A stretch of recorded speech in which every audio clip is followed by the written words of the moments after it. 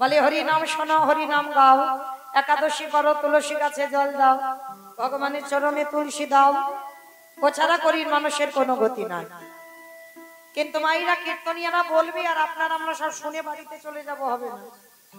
সবার আগে একটু হৃদয়ঙ্গ করতে হবে। এই যে আমরা বলে যাচ্ছি বাবা হরি নাম ছাড়া কলির মানুষের কোনো গতি নাই, সত্যি কি গতি আছে মা? যে যত বড় ধনী হও না কেন, যার যত টাকা থাকুক না কেন, শেষের দিনে কিন্তু মনে রাখতে হবে কেউ তোমার আপন নয়। এ জগতে সবাইকে আগে মনে রাখতে হবে বাবা কেউ কারোর নয়। আজকে তোমার যে সম্পদ আছে কালকের অন্য কারোর হবে। যা যা জগতে কিছু দেখছো মা সব অনিত্য বস্তু, আর নিত্য বস্তু যদি থাকতে হয় সেটা হলো আমার গৌর গোবিন্দ চরণ। তাই শেষের দিনে তোমার সাথে কেউ যাক বা না যাক, তোমার সঙ্গী হবে তোমার কর্মফল। কতদিন সাধু সঙ্গ করলে, কতদিন গুরুচরণ আশ্রয় করেছ, কতদিন একাদশী করেছ, কতদিন তুমি মহৎ কাজে যুক্ত আছো, এই ভালো ভালো কর্মগুলো তোমাদের স্বাদ দেবে। তবে আমি মৌমিতা একটা গ্যারান্টি দিতে পারি, মার একজন তোমাদের স্বাদ দেবে। সে কে জানো? জানি না আপনাদের এই মেদিনীপুরে নিয়ম আছে কিনা, তবে আমার ডায়মন্ড হারবার এলাকায়, গঙ্গাসাগর এলাকায় নিয়ম আছে।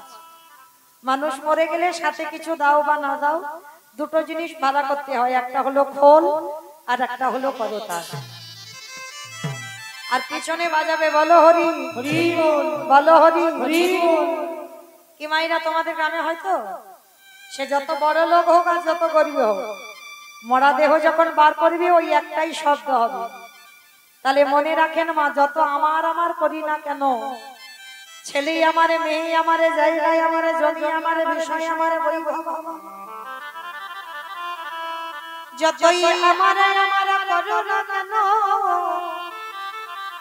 বাঁশি যদি বেজে যায় পড়ে থাকবে সরকারি খামা। এসেছো একা তুমি যাবে একা, শেষের দিনে কেউ যাক বা না যাক, যেদিন এসেছিলে মা সেদিন তোমার পরনে একটা সুতোও ছিল না, আর যেদিন ভব ছেড়ে চলে যাবে সেদিনও তোমার পরনে একটা সুতো যাবে না। কারণ নদিয়ায় যেতে হবে কেন না, আগে আমার নিতাই চাঁদার গৌরচাঁদকে আগে স্মরণ করতে হবে মা, তারপরে কীর্তন। সংকীর্তন পিতা শ্রীকৃষ্ণ চৈতন্য, সংকীর্তন যজ্ঞে তারি যেই ভজে সেই বড় ধন্য। তাহলে কীর্তনের প্রারম্ভে যদি আমার চৈতন্যদেবকে ডাকা না হয়, তাহলে বাবা কীর্তন গাওয়া বা শোনা দুটোই বিফল। তাহলে চলেন আমরা যাব নদিয়ায়। সত্যতে নারায়ণ, ত্রেতাতে রাম, তারপরে কৃষ্ণ, কলিতে হলেন শ্রীকৃষ্ণ চৈতন্য মহাপ্রভু। কৃষ্ণ যদি নদিয়ার মাটিতে এলেন, সেদিন নদিয়ার অবস্থাটা কেমন ছিল জানো? আজ জয় জয় কলরব,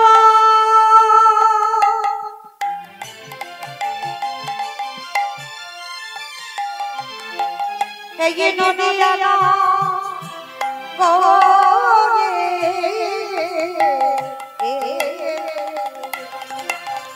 ও জয় জয়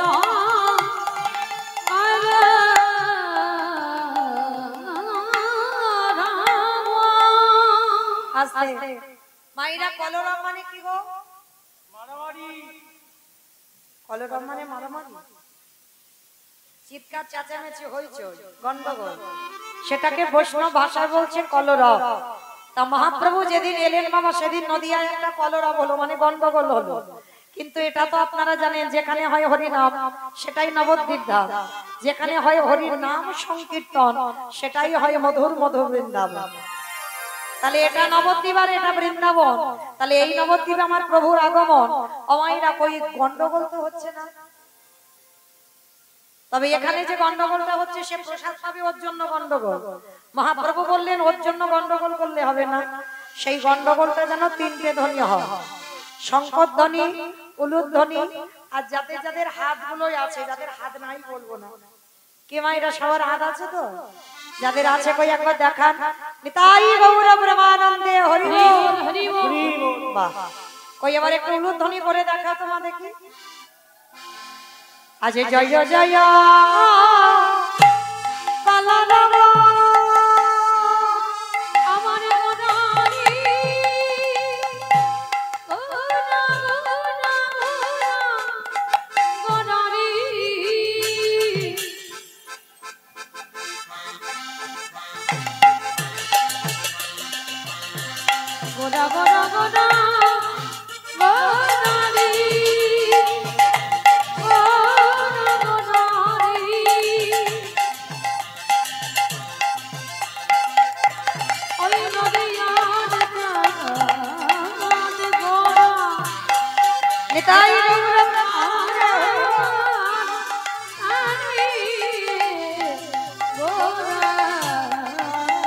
আজি জয় জয় কল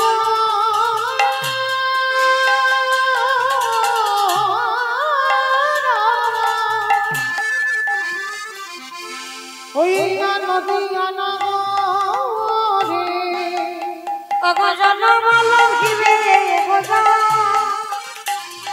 সচির আয়োজনে ওই না জনমানবে গোরা সচির আয়োজনে ওই না জনমল গোরা সচিরে ওই না নদিয়াতে গঙ্গর উদয় মনো ওই নদিয়াতে গৌরদায় বলো ওই না কলির জীবী বুহারিতে ওই নদিয়াতে উদয় হলো কৃষ্ণ প্রেমে প্রচারিতে নদিয়াতে উদয় বলি হলো জনম ধন্য করিতে নদিয়াতে উদয় হলো বলি রাধিরয়া পটবলে নদিয়াতে উদয় মুখে প্রেমানন্দে বহুলে নদিয়াতে উদয় মুখে হতবে নদিয়াতে উদয় হলো নদিয়াতে উদয় হলো এবার জনমল ভীমে গোরা সচিরে রে নদিয়ার মাটিতে ব্রজেন্দ্র নন্দন কৃষ্ণ এলো, কিন্তু মা কৃষ্ণ যে গৌর হয়ে এলো, ভালো করে বিচার করে দেখবেন। সত্যতে বড় লোক, ত্রেতাতে বড় লোক, দাপারেও বড় লোক, আর সেই ভগবান কলিযুগের মাটিতে কাঙাল হলো কেন? এই কলিকালের মাটিতে কাঙাল হয়ে এলো কেন? কারণটা কি? তার একটাই মাত্র কারণ, এই নদিয়ার মাটিতে কৃষ্ণ যে গৌর হয়ে এলো, তার কারণটা কি ছিল জানো? কলিযুগে ভগবান রাজ ঐশ্বর্য পরিধান করলো না, রাজ সিংহাসনে বসলো না, রাজ অলঙ্কারে ভূষিত হলো না। তাহলে কিসের জন্য আজকে নদিয়ার মাটিতে কাঙাল হয়ে আমার চৈতন্য মহাপ্রভু এলেন? তার একটাই মাত্র কারণ। কারণটা কি জানো? নিজে আচরি ধর্ম জীবের শিখাই, নিজে না করলে ধর্ম জীবকে শিখানো না যায়। আগে মনে রাখতে হবে বাবা, নিজে আচরণ করে মহাপ্রভু সমাজকে শেখালেন। কি শিক্ষা দিলেন? না মায়েরা ভালো করে বিচার করে দেখবে, পাশ বাড়ির সঙ্গে আপনার খুব ঝগড়া, খুব দ্বন্দ্ব, মানে এত ঝগড়াঝাটি হচ্ছে বাবা, মুখ দেখা দেখি নেই, মানে থানা পুলিশও হয়ে গেছে। সকালবেলা শুভ কাজে যাচ্ছ, আর শুভ কাজে বার হতে গিয়ে হঠাৎ যদি সেই শত্রু তোমার সামনে পড়ে যায়, অমাইরা সত্যি করে বলো তো, সেই শত্রুর মুখ দেখে তাড়াতাড়ি করে তুমি তাকে প্রণাম করে তবে শুভ কাজে যাবে?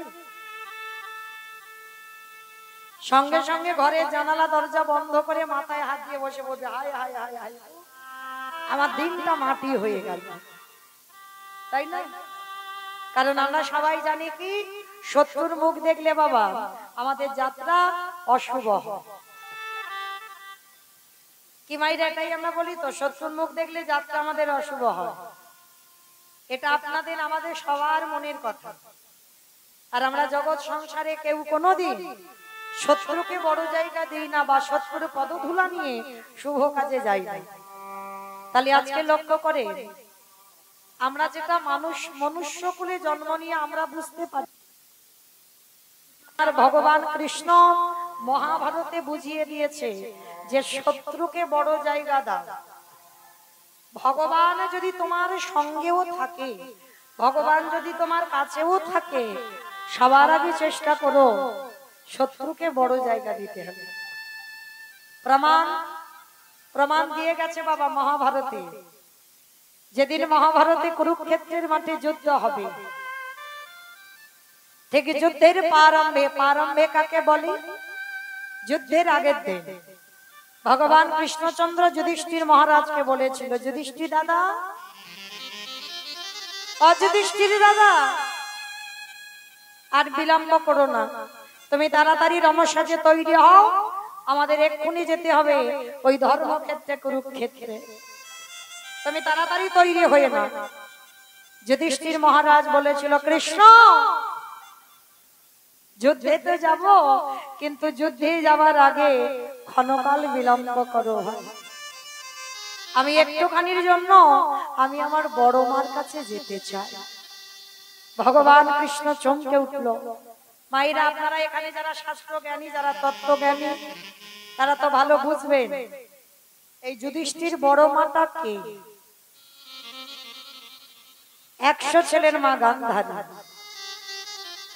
যেই না যুধিষ্ঠির মহারাজ বললেন আমি আমার বড় মার কাছে যেতে চাইছি, ভগবান প্রশ্ন করেছিল, আচ্ছা যুধিষ্ঠির দাদা, তুমি বড় মার কাছে কেন যাবে? বলে, বড় মার কাছে যাব তার একটাই কারণ, একবার আমি যুদ্ধে যাবার আগে বড় মার পদধূলাটা নিতে চাই। অসম্ভব! যে বড় মা জীবনে তোমার ভালো চাইলো না, যে বড় মা সারা জীবন তোমার অমঙ্গলে চাইল, তুমি কিনা সেই বড় মার পদধূলা নিতে চাইছো? কেন ভুলে যাচ্ছ? কারণ তুমি বোধহয় জানো না, এই জীবনে গান্ধারী মা সারা জীবন ঠাকুরের কাছে মানত করে, কবে আমার যুধিষ্ঠির মৃত্যু হবে, কবে ভীম অর্জুন নকুল সহদেব এদের প্রাণ যাবে, আর তুমি কিনা যুদ্ধে যাবার আগে সেই তাদের চরণ ধুলা নিতে চাইছো। ভগবানের কথা শুনে যুধিষ্ঠির মহারাজ হেসে উঠেছে, কৃষ্ণ, এটা অন্য কেউ যদি বলতো আমি মানতাম, কিন্তু তোর মুখে সাজে না ভাই। কারণ কেন ভুলে যাচ্ছ? গান্ধারী যে আমার বড় মা, আমার মায়ের থেকে আমার বড় মার জায়গাটা আগে, আর এই জগতে যে বড় মার পদধূলা নিতে না পারে, কৃষ্ণ, আমি যে যুদ্ধে যাব, আমি যদি বড় মার পদধূলাটা না নিই, আর যদি যুদ্ধ থেকে ফিরে না আসি, তাহলে তো আমার বড় মার পদধূলাটা নেওয়া হবে না। তাই আমায় আশীর্বাদ করো, আমি একবার আমার বড় মার পদধূলাটা নিয়ে আসি। কৃষ্ণ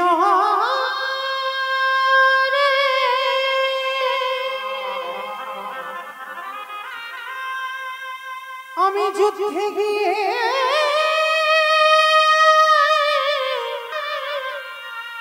যদি ফিরে না আসি, তবে আমার বড় বড় চরণে চরণের ধুলা নেওয়া হবে না রে। সংকটল আমার ভগবান কি বলছে? মা গান্ধারীর পদধূলাটা নিতে যাবে, তার একটা কারণ, পদধূলা না নিয়ে গেলে যদি আর যুদ্ধ থেকে না আসি। তাই কৃষ্ণ, তুমি আমায় অনুমতি দাও, আমি প্রণাম করে চলে আসি। ভগবান বললেন, বেশ, তবে দেরি করো না, তুমি প্রণাম করে তাড়াতাড়ি চলে আসবে। আর এদিকে গান্ধারী তখন কোথায় জানো মা? এই জগতে সবাই আমরা বলি মহাভারতে গান্ধারী ভালো নয়, কিন্তু মনে রেখো গান্ধারীও ভক্তিমতী মা। 100টা ছেলে যুদ্ধে যাবে। আচ্ছা বলো তো মায়েরা, প্রথমে সন্তানের মঙ্গল অমঙ্গল কে বুঝতে পারে? মা। এই মা ডাকটা খুব ছোট ডাক বাবা। ভগবান এই মা নামে এমনই সুধা রস দিয়েছে। মা নামে সুধা ঝরে, মা নামে সুধা খরে, মা বড় সুধার সমান, ডাকিলে জোড়াই আইসে পড়া। গান্ধারী মা বুঝতে পেরেছে আমার 100টা ছেলে ওরা যুদ্ধে যাবে, আর কেউ কোনোদিন ফিরে আসবে না।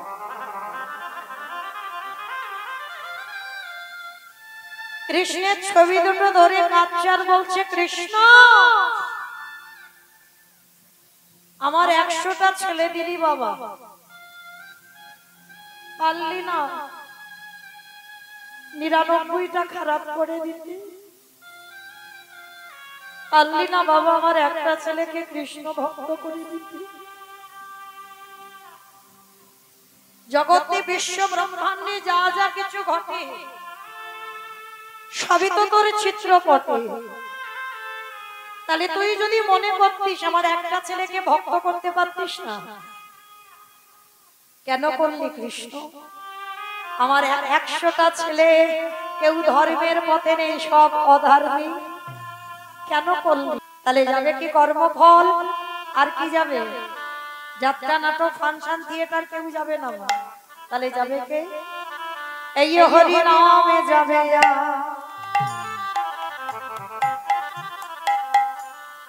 আমাদের পচা দেহ দেহ যাবে যেদিন ভব পারে,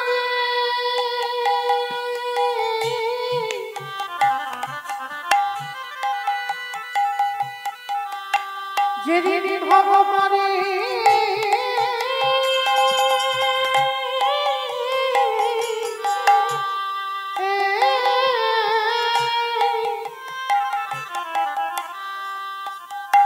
যেদিন ভব পারে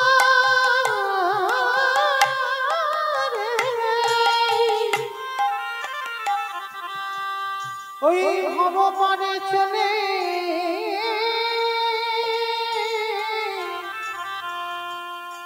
চলে যা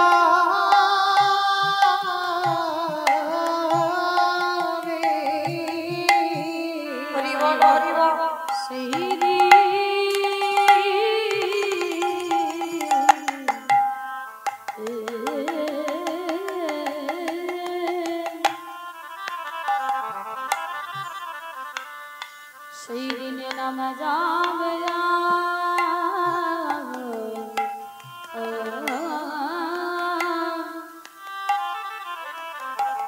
এই পচা দেহ দেহ যাবে। ও ভাই সেদিনে তোমার সঙ্গের সাথী কেহ থাকবে না, যেদিন খোঁচা ছিড়ি প্রাণে পাখি চলে যাবে। তোমরা যতই করো সব আমার আমার, সেদিন আমার বলতে কেউ রবে না গো। আমাদের কারণ কৃষ্ণ ভজ অন্য না কৃষ্ণ বলব বলি এইভাবে আমরা মায়ার বাঁধনে মন্দির হলো। আরে হরি বলি কাঁদিলাম না গো। সবাই এলাম খেলা ভব ছেড়ে চলে গেলাম, আমাদের আশা যাওয়া সার হলো। দয়াময় আমার মতো পাপী আর কেহ না, বলে এবার উদ্ধার করো মোরে। তুমি কেসে ধরে টেনে নিও, আমি মালা ধরেছি কোলে। বলি তুমি বিনে আর কেহ না, বলে তুমি তো আমার পিতা বন্ধু ভাই। তোমার চরণ সাদা ছাড়া করো না হে। যারা রে চলুন আজকে আমরা গুরুচরণ আশ্রয় করে আজকে কিছুক্ষণের জন্য যাব বাবা শ্রীধাম নদিয়া নবদ্বীপ ধাম। হরে কৃষ্ণ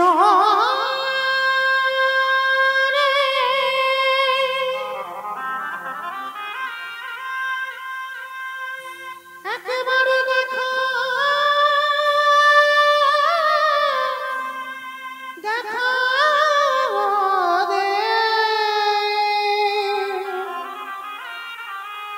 ওরে তুই নাকি হকেতে